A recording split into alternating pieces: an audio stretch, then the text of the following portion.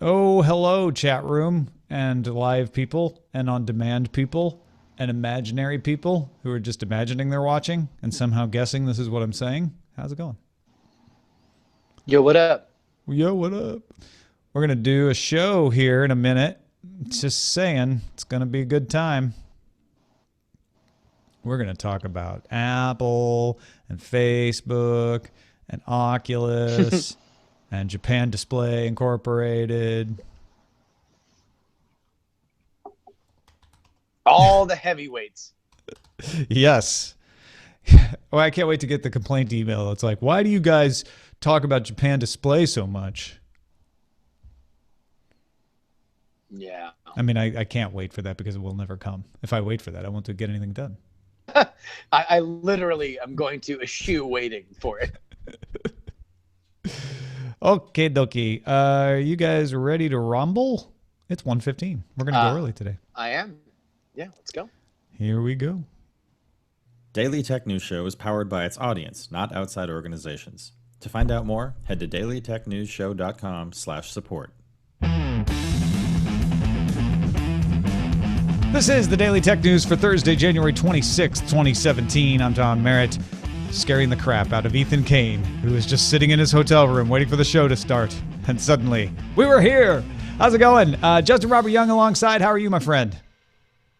Well, in solidarity with Ethan Kane, I'm in a hotel room here in lovely San Antonio, Texas.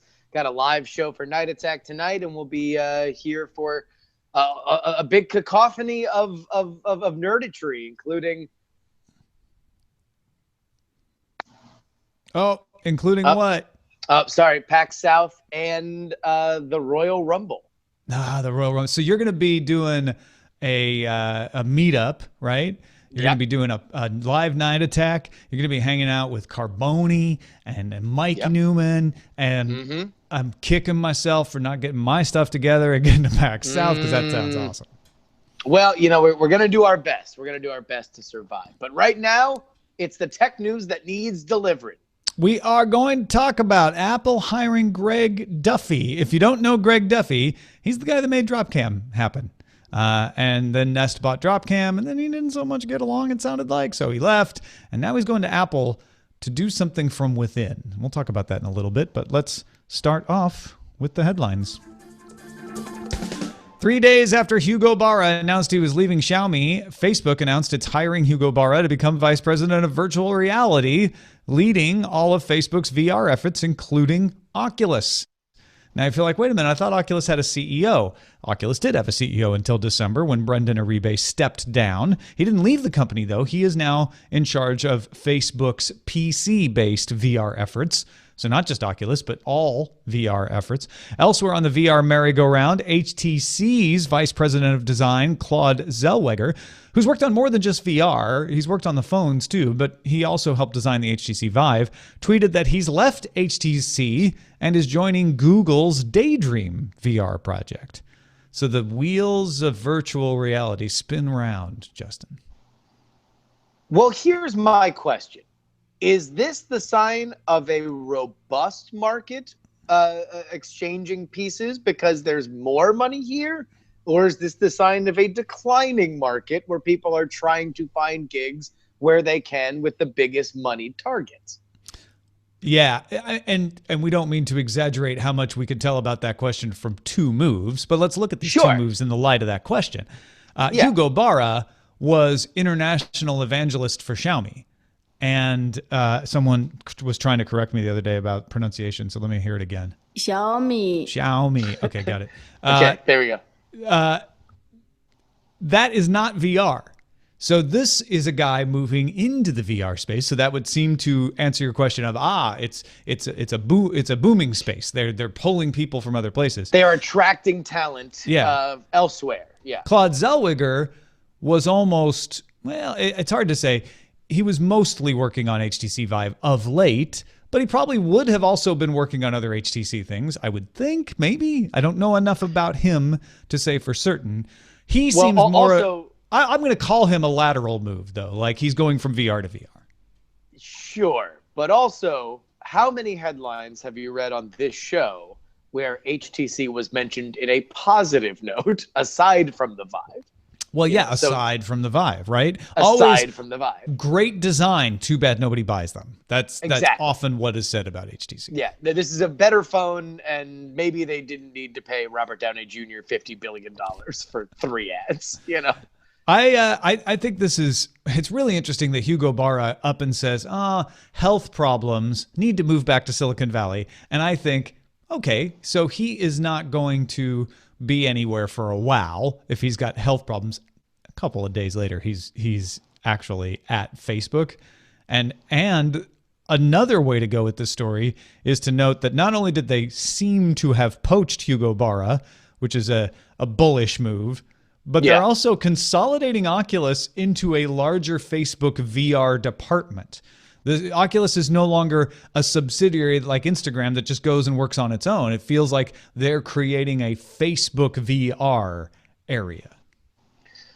Which, it makes sense. I mean, Oculus has had a bit of a rough go of it, since it got acquired by Facebook. That they are not viewed as the sexiest player in that space. You now have on the AAA gaming end, not only PSVR certainly making a lot of waves. You got to wonder whether or not the rumored folding in of Oculus technology into Xbox's VR efforts will be something that happens. So, and in the PC space, Vive has kind of taken the lead in terms of the highest quality fidelity experience. So, I'm curious to see where Facebook wants to go with this. But I think for people who believe that Oculus kind of was the way, and obviously it was the splashiest entrant with that big Kickstarter and the acquisition, I think that this is more the success that will come from those folks will be Facebook successes and not an Oculus success. And just a corollary to what you're saying, interesting to see what is considered the better of the big headsets lose its designer. Mm-hmm. The Google Translate app now lets you point your smartphone camera at a piece of Japanese text to have it instantly translated into English. Previously, you had to snap a picture to get the translation. The new feature uses word lens acquired when Google bought Quest Digital in 2014. Now, this part of the reason I included this today in the top stories is it's really cool. Part of the reasons I included it was it's crazy how excited people get about Japanese. This is taking word lens and applying it to Japanese, and you can tell there's just so many tech reporters out there who've been to Japan and wanted this to happen, that they're like rushing to write about it now. But it is really cool because it's one thing to recognize a Roman alphabet and translate it into another Roman alphabet. That feels like an easier thing to do. It's another thing to look at the hiragana script or the other script in Japan and be able to turn those into a Roman alphabet on the fly, live. You could do it before with a photo, but now it's just faster processing. Well, and it's much like the Cyrillic alphabet or anything. You are looking at something that is not familiar if you are not of that region. Duh. Exactly. There's just a greater need, and also, I think the larger story here is just how many more years do you think it will be until the regional elements of language are about as much of an impediment as regional dialects are? So somebody from Kentucky and somebody from New York can still understand each other. I mean, will technology, I've seen some people speculate technology will make it so that no one needs to learn foreign languages, that we'll just all speak our own language and it will come out on the other side in whatever language the person we're talking to. Obviously, we're far away from that now, but these are little steps that we're starting to get used to, that, when you're in Japan, it's difficult to get around if you don't know a little bit about the language. It's not impossible, especially in Tokyo. They do a lot to help non-Japanese speakers because they want the tourist industry. But the address system there is entirely different. There's 3 different writing systems. So yeah, this is the kind of handy thing that's going to make a big difference. Speaking Speaking of Japan, Japan Display, aka JDI, has unveiled a 5.5-inch bendable plastic LCD screen. So there's two bendable plastic sheets and then the LCD in between. It calls it Full Active Flex. Since Japan Display supplies screens to Apple, of course, the speculation is that Apple's next iPhone could have a curved display. It also supplies screens to Huawei, so that could happen as well. Full Active Flex isn't as bendable as Samsung's OLED screens, but it can wrap around the edge of a smartphone. So like the Samsung Edge, which we've had now for a while, the iPhone could have that little curve on the side. JDI COO Shuji Aruga told the Wall Street Journal, mass production is planned from 2018, and we wouldn't do that without demand from our clients. Wink, wink. You know who our clients are. Yeah, so this is coming. And this is how, bit by bit, there's this idea that the magic of an Apple announcement had kind of been eroded, that no longer were these fully formed miracles danced around for us.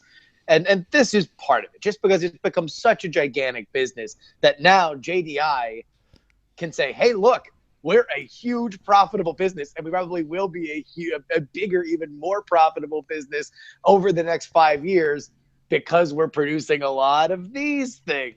Like, it is in their best business interest to talk about how much they are making of this. And also, there is the fact that, if Apple does it, or if Huawei does it, then there's going to be a larger demand for similar products. I mean, this is a very mature smartphone market, and monkey see, monkey do. The big test will be, can JDI do OLED? Can they do bendable OLED screens? Yeah. So far, Samsung is the only one who's been able to do that in any kind of affordable manner. It's not a technology issue; it's an economics issue, and they dominate that market. So don't get us wrong. This isn't JDI saying the next iPhone will have a bendable OLED screen. Samsung's still going to have a big edge in that respect. Indeed. The Wall Street Journal reports Verizon CEO Lowell McAdam has made a preliminary approach to Charter about a possible acquisition. It's unclear if Charter executives are interested. Charter just merged with Time Warner Cable and changed the name of its combined cable service to Spectrum. At the same time, AT&T announced a 2.7% decrease in consumer mobility wireless subscribers. Their entertainment group saw a net loss of 27,000 video subscribers, mostly coming from a strong decline in U-verse customers, overtaking growth among DirecTV subscribers. There were also, I believe, 20,000 DirecTV Now subscribers announced. Yeah. So I think it was 200,000, right? Is that right? 200,000. Sorry, yeah, 200,000. What we're seeing is very interesting, as the telcos have realized that they can't just get by on being telcos. They want to diversify, and they want to own things that go over the pipes, not just the pipes themselves. And in fact, in Verizon's case, they've even divested themselves of some pipes. They're like, we don't even want Fios in certain states. We're going to sell that off to Frontier. But what they do want are regional cable monopolies. And in AT&T's case, it's not a monopoly, it's DirecTV. That's a national service, but it's a service that apparently is doing better than U-verse. In Verizon's case, they're saying, well, if AT&T is going to get Time Warner, which, by the way, that acquisition has not been approved, but it sounds like AT&T will get the company that has HBO, if they can pass regulatory approval. Verizon's like, well, we've got content. We've got TechCrunch, Engadget, HuffPo, et cetera. We need to have the distribution mechanism that is different than our own. And so we need to have Charter. Let's get that deal. Ride the end of the TV wave on cable, but have that ISP. From a consumer point of view, this could be a good thing if we end up with several national competitors out of this, rather than having all of these regional ISPs. Because now the competitive advantage will be, you're a Verizon customer, you're an AT&T customer, and no matter where you go, you are able to use us in mobility, you're able to use us in your home, and now they can kind of start to put together bundles that people are actually still relevant for, right? Yeah. They can say mobility, home, cable, right? Or whatever television service. AT&T, obviously, they're willing to say, all right, well, DirecTV or DirecTV Now, whatever you want. We'll deliver it to you over the internet. We'll send it over a satellite signal. We can figure out how it is best for you. uh, ultimately, if you look at, compared the question that we had before with the VR thing, are these moves being made by companies in growing markets or in shrinking markets? And now listen, these are gigantic behemoth companies, so no one is suggesting that they are necessarily failing or in any kind of danger. But it is very interesting that a lot of these mergers are happening faster and faster and faster because the ground beneath them is indeed shaking. And we have one person in the chat room who may or may not be involved in one of these companies we're talking about saying this is terrible for competition. And in some respects it is, right? Because it is consolidation.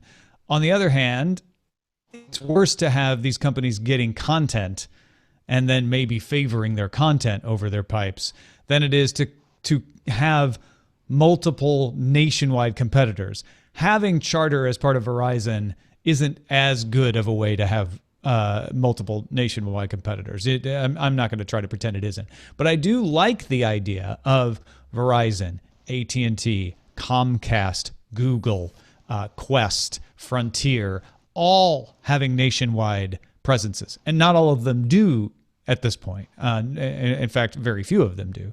But we should not have cable monopolies anymore. And we are seeing them crumble now as not only do they merge with each other, but they start to get snapped up by bigger companies, or in Comcast's case, become a company where their profit is driven by NBC Universal, not by the cable company. Yeah. And really, it's what you hit on earlier. It's regional cable monopolies where now you are restricting access and like locking in price by way of two or three very, very regional entities, as opposed to national entities, which theoretically would be in a greater demand to compete on each other with price. Don't get me wrong. I'm not saying don't worry, folks. Verizon buying Charter will be great for everybody. There's a lot of downside to this, but I feel like everybody knows what the downside is, right? So we're trying to take a look at the other part of it. Another thing that I've been trying to take a look at is actual evidence of the effect of fake news. And we finally have some. Two professors, from one from NYU, one from Stanford. They're both members of the National Bureau of Economic Research, published a working paper. So this means it's not peer reviewed yet. But they published a working paper on the effect of fake news on reader opinion. Participants were asked, now pay attention because I think this is really interesting. Participants were asked whether they had heard of various pieces of news about the U.S. presidential candidates, and they did this back before the election in the fall. The pieces fell into three categories. So here are the three categories. One, a verified true story, a story that nobody disputes, like, yes, this is actually a true story. A false report, as identified by fact-check organizations like PolitiFact, Snopes, etc. And then a false report that they invented for the study that no one in the study could have ever heard about because they just made it up, right? This is not a story that was actually out there. 15.3% of the people they studied recalled seeing the actual fake news stories, and 7.9% saw and believed the fake news stories. So a small percentage of people saw fake stuff and thought, oh, I think that's real. And this was on both sides of the aisle. It was fake stuff about Democrats, fake stuff about Republicans. However, 14.1% reported having seen the reports invented for the study. So that they couldn't have seen these, but they said, oh, yeah, I saw that. And 8.3%, more than the people who said they believed the actual fake news, 8.3% said they believed the invented stories. The authors speculate that believers of fake reports do so because they fit their preconceptions, not because they're actually fooled. I 150% believe that is the case, and I'm very, very curious to dig more into exactly what the fake news was that they were putting out there, because I think that is a huge element of this, and there's a lot to learn, because ultimately, as we have the ability to silo ourselves more and more and more, a part of a balanced breakfast of dealing with any kind of news gathering is going to be understanding, well, what is this story? Why do I find it valuable? And if I'm going to try to be critical about it, what would I pick out? And this is before we even get to fake news, because I think that that's something that you will be, when you build up this muscle, you will be better able to spot it. But also just, where is where is bias? Where is laziness? Where is all these other things? It's the same reason why I've been talking about this fake news thing in such kind of dismissive terms, and how much I think Facebook has put themselves in a very, very hard position by trying to be the arbiters of it. There are so many elements that go into a bad job of reporting the news, including laziness, including bias. And we can all point to it when it's blown up in front of us. It's harder for us to point to it when it A, agrees with our personal worldview, and B, is innocuous enough to just sort of fly under the radar. Yeah. Now, don't get me wrong. Further research needs to be done. This particular study needs to be peer reviewed and see if there's any weaknesses in it. But it does tend to indicate something that I perceive to be true. So maybe the study's fake and I'm just falling for the same thing. Who knows? But I perceive that fake news didn't change a lot of minds. It just helped people who wanted to wave a flag by see, I told you that he was an alien from outer space. Here's the news to prove it. I have never been one who felt that the focus should be on fake news. I do think that if there is a positive to come out of the whole Sturm and Drang about it, is that we have a conversation about what is the thing that gets us closer to the aim of objectivity, because I don't believe objectivity is an attainable goal, but I think it's one that you can try to work for. How do you look for bias? How do you eliminate bias? I think those are all laudable goals. I don't think it was such an acute issue, though. No, neither do I. But if you disagree, please write Tom emails about it. Twitter is replacing its Moments tab with one called Explore. Curated tweets, still called Moments, will be part of the new tab, but it will share space with trending topics and search. Well, this fixes everything, doesn't it, Justin? Hey, Twitter. You sound disappointed in our friend Twitter here. Because I love Twitter. You love Twitter. We all love Twitter. Twitter is just an indispensable part of my day. And nothing would make me happier. There are few social networks that I'd root harder for. I am in the tank for Twitter's success. However, this was very obviously, Moments was something that was kind of ill-fated from the second that it graced our official Twitter apps, right? And now Explore is probably a better version of it. But is it necessary enough to take 1/5 of that bottom little row there? I don't know. And more specifically, it doesn't make a lot of sense to me when you have announced previously for over a year that live video is where the future of Twitter is. Twitter's a video company. Hey, NFL, we're willing to pay whatever you want so we can just get get our foot in the door for when you really start opening up larger media rights for online companies. That's what we want to get in line for. And yet, there's not an easy way for me to see what live video is on Twitter right now. Yeah, no, I can't really dispute you on that. I know that they're looking at Explore as a better way to surface that kind of live stuff. But you are not, with this change, putting people in the mindset of Twitter is my live news place. And that is what Twitter is for most people. It's your live news place. And what I think you need is a tab that's probably called Live, and you just pump it full of Periscope when you're not streaming the NFL or an Oscar red carpet, so that there's always something on. And then you have a tab called Feed, which is your tweets that you follow. And then you have the Explore tab. And that's where you have curated tweets that you don't follow necessarily, and search and trending and all that sort of thing. But Explore, while it's more useful than Moments, doesn't fix the biggest problem, which is you're out there, Twitter, trying to be the place that you go to watch live things happen, and you're not doing anything to tell people you're the place to go to watch live things happen. I mean, this is just... I just feel like we're talking about our college friend, Ben. Yeah. It's like, listen, yeah, sure, he got that DUI 5 years ago, and maybe he lost his job 3 years ago, and He's it a seems good like guy, he fights though. feels like he fights with his wife a lot, and it's like, at some point we're just gonna have to admit that he has a drinking problem, right? Like it's just there's so many of these kind of little like, yeah, I could have done better sort of moments. Yeah, go home, Twitter. You're drunk. To get all the tech headlines each day in less than 10 minutes, you can also subscribe to dailytechheadlines.com, and I highly encourage you to do so. Meanwhile, that is a look at our top stories. Called them headlines earlier by accident. Headlines is a whole different show. So, sources tell Bloomberg that Apple is about to join the partnership on AI. That's a group that already includes people like Amazon, Facebook, and Microsoft. Corporations are people, so it's fine for me to say that. It would be another step in opening up Apple's research to others.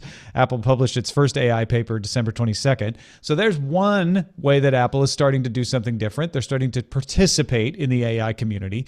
And if you don't realize this, companies like Google and Amazon and IBM and Facebook, they are very open sourcing tools that they develop, publishing like crazy. So this is a step towards that for Apple. Apple also confirmed that they've hired Dropcam founder Greg Duffy. The information is got sources that say Duffy may be leading a special project operating like a startup within Apple. So I don't want to make too much out of this, Justin, but it sounds like Apple is starting to do some soul searching about what they are. In one case, maybe we do need to be more open than traditionally we've been in a different industry. And in the other case, we need to have a space where people are free to invent and don't feel like they're slammed down by the way we've always done things. So this is going to be an interesting conversation, because I'm curious to talk to you about how you understand, and all of the time that you have done every incarnation of these shows, and I'm sure you've gotten countless emails from people at a variety of the top, tech companies around the world. The way that, in my conversation with Apple employees, the way that things seem to work is that there is a large set of goals. They have a tremendous roster of talent, and the talent, although they all have their own lanes, tend to become all hands on deck on the most profitable elements. And that is something that they have taken a tremendous amount of pride in when Apple employees point to, this is the difference in quality, this is the difference in experience, this is why that is. It's because we make sure that every different kind of element, the engineers work with the software people, and then they try to make the best possible experience. This process, one might argue, is something that might not have worked as well currently as it might have in the past. And the idea that now there is somebody who's kind of his own name would come in and operate much like we've seen in other Silicon Valley companies, a little bit startup-y. Startups are exciting. Startups crash through walls. Startups hashtag disrupt things. That they would protect that little nucleus is an interesting idea. And ultimately, the proof is going to be in the pudding.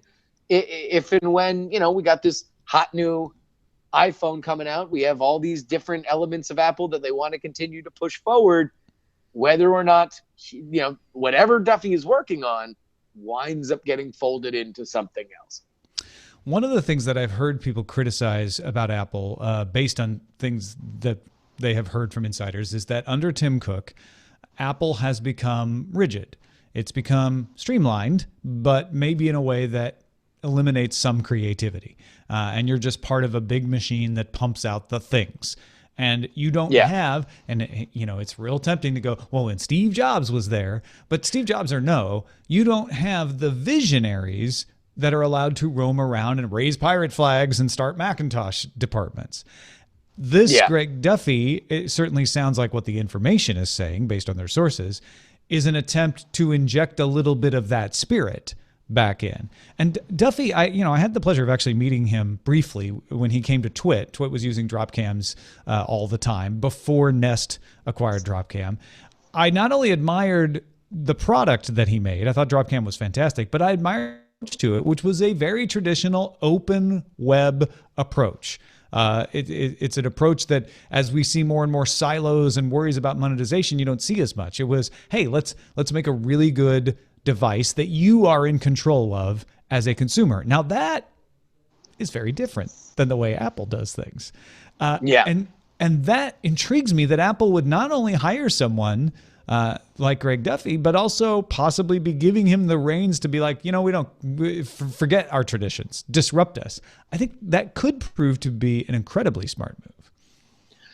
Apple also traditionally has been, when Apple acquired Beats, it was a big deal because the idea of Apple acquiring not only a definitely a fully formed, profitable company that also had very big, loud, colorful personalities at the top of it was not something that you would normally see. A lot of the Apple acquisitions that have been the most profitable for them have been smaller ideas that they have found a way to nurture and fold into other products and become bigger than they would be, including the elements of the iPod and Siri and stuff like that.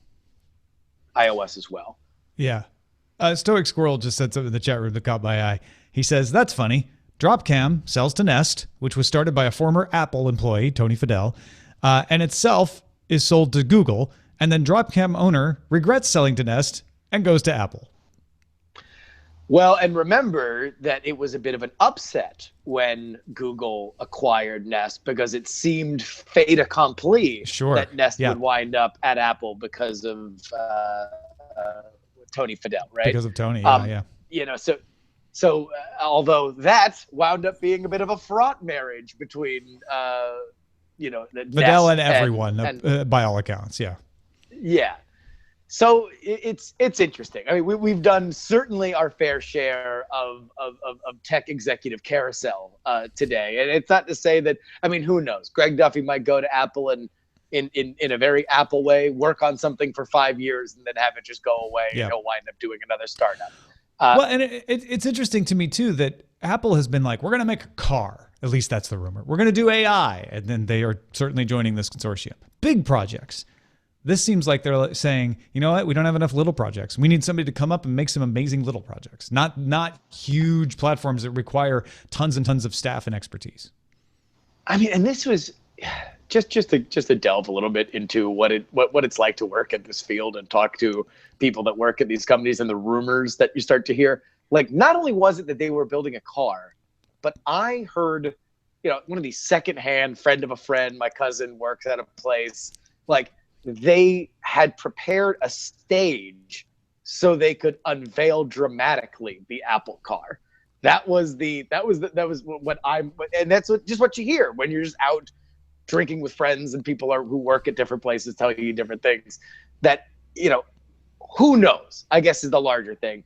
There's obviously been an entire industry of tech podcasts and blogs that make their living on reporting Apple rumors. This is not a rumor. Duffy is definitely there. But the world is better. Tech news is better. Our entire ecosystem is richer when Apple is creating really good products. I think that has been, in the most fortuitous times in our gadget tech industry, Apple being very, very good has been good for everybody. Unless you hate Apple, in which case send your emails to Justin. Well, yeah, but even then, I think, listen, the iPhone, there's no doubt that iPhone and iOS and Android are I'm just saying, symbiotic. Angry fake news emails to me, angry Apple emails to Justin. JustinRobertYoung@gmail.com. Send your angry anti-Apple emails. I mean, listen, it's the same thing with the Knicks and the Cowboys. Like, there's just, it's better when they're good. And right. I hate so you can both. have a rivalry with other people. It's better when the Yankees are good. Yeah. Because, now there's someone to beat. Thanks to all those who participate in our subreddit. You can submit stories and vote on them at dailytechnewsshow.reddit.com. Our pick of the day comes from Nathaniel in swampy Southwest Washington, who says, John Muro is the creative fellow that recorded the famous Star Trek DTNS intro that we used to have. He's also a science fiction author and podcaster, audiobook narrator, official Patreon podcast host, superb Canadian, and family man. His podcast at servingworlds.com is in danger of winding down. Simply put, he's not getting enough patrons from the podcast to afford basic health insurance. Sad sell aside, this guy is really hitting his stride as a storyteller, and a boost from the DTNS audience could be just what he needs to keep his show rolling. If you would like to check it out, Nathaniel says, check out patreon.com/servingworlds and give it a whirl. Send your picks to us, folks. Feedback at dailytechnewsshow.com. You can find more picks at dailytechnewsshow.com/picks. DTNS boss James Thatcher, a.k.a. Big Jim, has a new episode of Tech in Trade out. What do you have coming for us, James? Hey, thanks, Tom. On this edition of Tech in Trade, we talk about what happens when President Donald Trump pulls us out of the Trans-Pacific Trade Agreement and what's going to happen with all these ocean freight carriers colliding together. What's going to happen when Tech in Trade predicts the future? That's right. We rolled the dice. It came up 20. We had a critical hit, and Amazon Prime delivered on time. What are we going to do next? Well, you're just going to have to tune in to find out. You can find us at Tech in Trade on iTunes, Google Play Music, and on Pocket Cast. Or The Trade Nerd, that's thetradenerd.com. For Tech in Trade, I'm James Thatcher. Back to you, Tom. Thanks, James. It's a critical hit. Go check it out. If you want to know more about this sort of stuff, Jim is the man. I was at a bar in Cleveland with Big Jim once, and he laid out the Trans-Pacific Partnership in a way that I had never thought of it before. If any of that interests you, you very, very, very much should listen to it. Quick messages of the day. Jonathan was listening to me and Patrick talk about the wake word computer being used with the Amazon Echo, and he had to laugh. He said, when I got my Echo, my only complaint was that I couldn't wake it up by saying, hello, computer, in a bad Scottish accent. We have learned to call her by her name now, and I can't bring myself to rename her because she's part of the family. I tell her good morning every day. She helps me with timers, math problems with the kids, weather reports. Just another sign of how deeply personal tech has become in our life. Love the show. Thanks for everything. By the way, I got a promotion last year and doubled my pledge when I did, since I figured DTNS was directly responsible for me getting a job. Now, every time I get a raise, I try to give a little more and pledge to support you all. Value for value, after all. Thank you, Jonathan.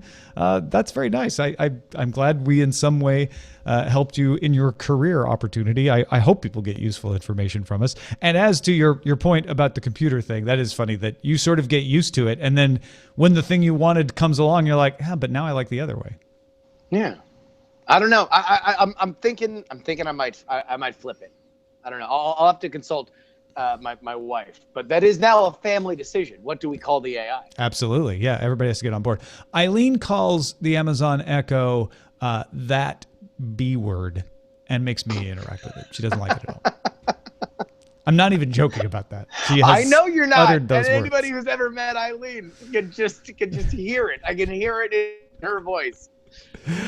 Chris writes, I saw this on Lifehacker and wondered what your guys' thoughts were. It's a story about some security researchers issuing the results of a scan of several popular Android VPN apps. It was a study by researchers from Data 61, CSIRO, UC Berkeley, University of New South Wales, Sydney, and UCSI. So people who know what they're doing. Talking about Android VPNs that inject JavaScript for ads and tracking services, thus making them less secure than a VPN should be. If you're relying on these VPNs for security, you're not getting what you're wanting out of them. If you're relying on them simply for changing your location, then maybe you are. But as far as what I think of them, I think exactly what the Lifehacker article here says, which is, VPN, you should always research your security and find out about the company you're buying your security from to make sure that it has been vetted by lots of people. Especially if it's a free one, double, triple check. So I am not surprised, but it's good that some researchers have pointed out ones that you might want to avoid. Finally, Alan writes, Scott and Roger discussed many services and their attempts at curation, but one thing that wasn't mentioned was targeted advertising, which we were just talking about as a JavaScript thing. Targeted advertising, Alan says, is another kind of curation. It sounds like Facebook is moving away from curation based on content to using location. So in that new Facebook news feed, it's a region rather than your own personal taste that you'll see in the trending topic. Advertising has long used location and demographics to target ads, especially on the internet. I don't think service providers will succeed in targeting ads any more accurately than they have been able to curate content. Yet many in tech seem to think that accurately targeting ads is inevitable. Either way, it was an interesting and thoughtful episode, and Scott and Roger did a great job. I agree. So the funny thing with advertising is that it doesn't necessarily need to work. It needs to sell. And the best thing that you can do if you are inventing advertising tech is inventing advertising that advertisers can grok and really want to get on in a major way or solves their problem. I remember when I was first starting an independent blog along with Andrew Main, iTricks.com, which was for magic retail. We thought we were so smart because we were going to bring impressions to this antiquated world of very niche salesmanship. And oh my Lord, was it just an endless nightmare of explaining to people why they could refresh the page 10 times and not see their ad. It was just a headache. So yeah, you want to know what? You're right. A lot of this curation and stuff might not ultimately be the best thing, but if it's the thing that sells, it'll be the thing that we say. Well, thank you, Justin Robert Young, for joining us today. As always, as we mentioned, PAX South, live night attack. What all you got to tell people about? How about this? 7 p.m. if you are in the San Antonio area or you are already in town for PAX, then please head on over to the Leap and Lizard Pub. We have a live night attack featuring not only myself and Brian Brushwood, but also old pals, OMG Chad Johnson, Anthony Carboni, and Mikey Newman, who is bringing us a new quiz, which will be super fun. We might do a little tag team action. So go ahead and check it out. Also, at Justin R. Young on Twitter and Snapchat is where you can follow me and all the fun stuff we're doing, both with PAX and the wrestling stuff. Man, OMG Chad, too. You got an all-star cast there. That's awesome. We do. We do. We're only missing you, Tommy. I'm missing me, too. I wish I was there. I really do. Hey, folks, you can support this show, as we mentioned, at dailytechnewsshow.com/support. That will take you to all the different ways to do it. You can give us directly through PayPal. You can support us on Patreon and get some perks like a weekly newsletter. Today's newsletter is going into more detail on the Hyperloop. If you want to brush up on that, go to patreon.com/DTNS. And if you want to do one easy thing to help the show, head to iTunes right now and give us a review. The more reviews we get, the more people find the show. And same goes for other podcast apps as well. So do it right now. It doesn't cost you a thing. Go review Daily Tech News Show. Our email address is feedback@dailytechnewsshow.com. We're live Monday through Friday, 4:30 p.m. Eastern at alphageekradio.com and diamondclub.tv. And our website is dailytechnewsshow.com. Back tomorrow with Ayaz Akhtar and Len Peralta. Talk to you then.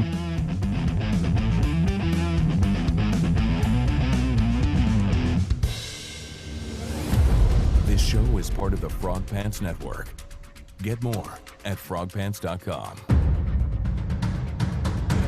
Diamond Club hopes you have enjoyed this program. That was an excellent show, man. Oh, dude, thank you so much. A lot of stuff that I think is in our wheelhouse, though. Yeah, we had some good fat pitches. Yeah, no. Pitch with a P. With a P. Remind me to next time that we're actually talking off there. Remind me to tell you about the movie that Brian and I invented on the way up. But it involves words that sound like that in a G-rated film. Whenever you guys do a little dirty word play, I'm always impressed. It's always a good time. I'll tell you what, my phone is dying though, so I am going to leave the title to you guys. But thank you so much. I love you both. Get to the Sparkle Pony. Wait, what is it called? The Dancing Pony? The Leaping Lizard. The Leaping Lizard. There's no pony. no pony. Why would I think of ponies? No Sparkle Ponies. Sleeping. All right, bye. All right, bye. No ponies. No ponies allowed. No ponies were harmed in the making of this episode. All right, what do we got? All right, we got Apple searching for its core. Think Different is back. Faking fake news. The wheels on the VR go round and round. VR execs are moving in 360 degrees. Japanese on demand. All the news that's fit to fake. Ooh, wow.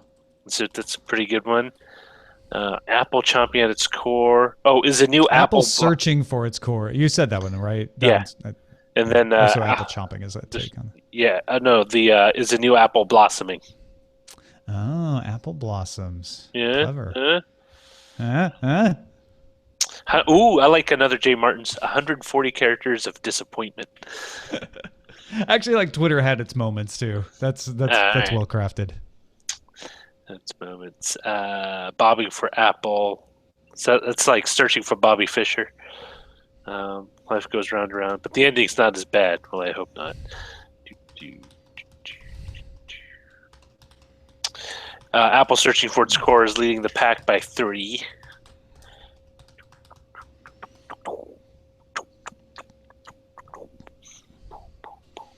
I actually like Apple searching for its core. I think that's really good.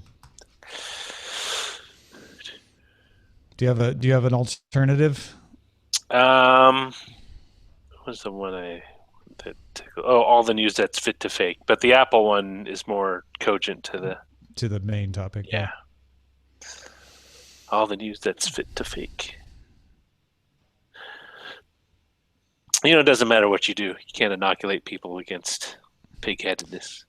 No, and I would like to see more research on this because my two questions are, one, how many people actually believe this stuff? And if this research was borne out by other studies and peer review, it would seem that not many were. I'm not going to jump to the conclusion that we know yet. This is just one working paper at this point. So we need more. I would also like to see more investigation of, was there an effect? Let's say even only that percentage saw and believed false stories. Did it change people's minds? And these guys suppose that because of their invention thing, they're like, no, it doesn't seem like it changes people's minds. People just look for things. But I'd like to see more investigation of that. Investigative reporting. Well, no, research. Investigative researching. Problem is people are trying to do investigative reporting for things that are science sometimes. I'm investigating your science researching guy. Correct as usual, King Friday. I wish today was right, because then tomorrow would be Disneyland. Oh, yeah. I'm looking forward to that. I want a churro. I didn't realize it, but Disneyland has really good churros. And that seems like a very silly thing to note, but you know what? Kind of silly. You can judge a place by the confections that it offers. Well, not churros direct. Well, yeah, churros, but I always think of churros as something you get at the ballpark, and they're always disappointing at the ballpark because they've been in that little thing. They're stale, and they're not hot anymore. They're stale. But the few times I've actually had a fresh churro, they are pretty good. Yeah, and that's the thing. Like, I got one from one of those little carts, and it was good. It was like fresh. Now I don't know if she just wheeled it out. Like, were you just lucky? Yeah. What's our beats per minute on this show? Do you think? I don't know why the metadata is asking me for that today. I don't know what I did different. Is that from SoundCloud? No, it's from Audacity. Huh. I've never seen. I guess 120 beats. Yeah. I mean, you could leave it blank. It's just I've never noticed that field. I just Ethan Kane. Wait, double show by TV to vote. Oh, Knott's Berry Farm funnel cakes. Jammin 311 says I have not. He says he judges restaurants by the country fried steak. What if they don't? Do you just not eat at restaurants that don't serve country fried steak, which I would entirely respect? Well, so there's a difference though, because I have a hard time eating at any diner. Not just restaurant, but diner that doesn't serve chicken fried steak, which is a slight variation on country fried steak, and I don't remember what it is. It's something to do with the gravy or the way it's cooked. I was just imagining my favorite country fried steak, which I haven't had in forever. Thread Gills. I love that place. Oh, it's so good. I love their cornbread. Good.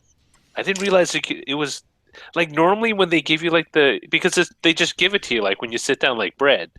And they have a new location in downtown Austin, and I never ate there because I just wasn't sure it was going to be as good as the original. But I hear it is.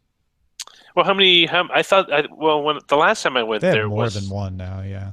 The last time I went there was when Screensavers was on the road or whatever Right. in Austin, and there was 2 at the time, like 2 Threadgills. Yeah, there was the original one and the one downtown. I think there's more than that now, maybe. Well, Wabbit Magic is country fried Wabbit steak different fine. from chicken fried steak? Well, it's both like the tough portion, right? And then you just basically hammer it with a tenderizing mallet, and then you coat it. I think it's the batter. Maybe it's the batter. Yeah, it could be the batter. It's so good, but Swing. after you eat one, well, at least after I eat one, I realize I shouldn't eat one for another year, and I normally don't. I only have 1 or 2 a year. It's how I keep my girlish figure. Keeping your girlish figure, you said? Yes. It's not quite so much an hourglass as more of a grandfather clock. So it's just a big straight bar. Yeah. Which isn't too bad. Trying to get down the spare tire to a mini spare. To a donut. Yeah, a little donut. I hate those. The worst thing that happened to cars. Donuts? Oh, I know. No, Have you driven on one for any appreciable amount of time? They're rotten. It's like, what happened? I think this is worse than driving on the flat.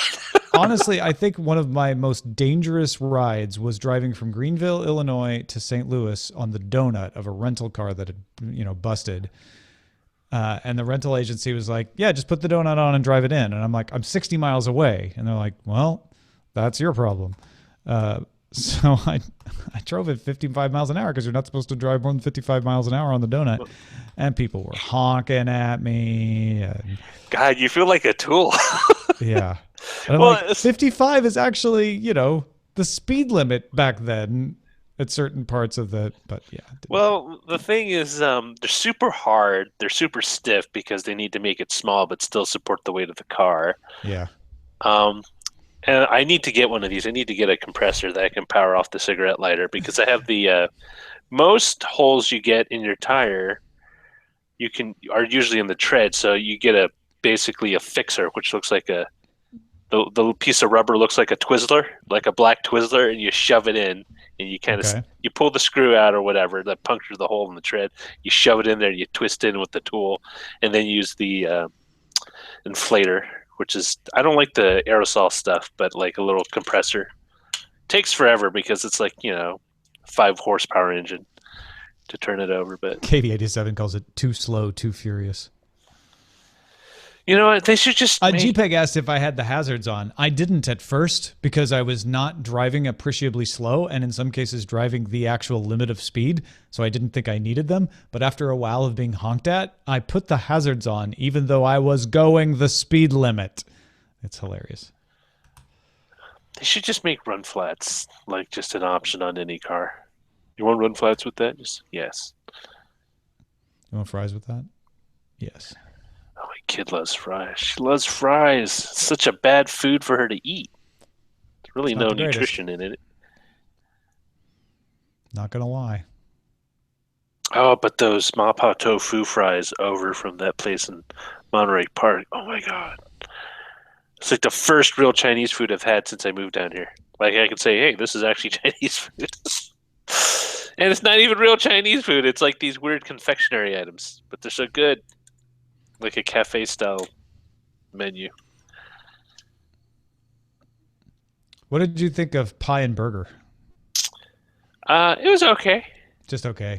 The burger is fine. It just wasn't. I'll be honest. The best burger I've ever had was at Just For You, and I did. Pie and burger you don't go to because the burger is the best. It certainly is not. It's a fine burger. You go because they have good pie and good burger, and that's all they do. And they do the fountain drinks too. The pie was definitely better than your average restaurant pie.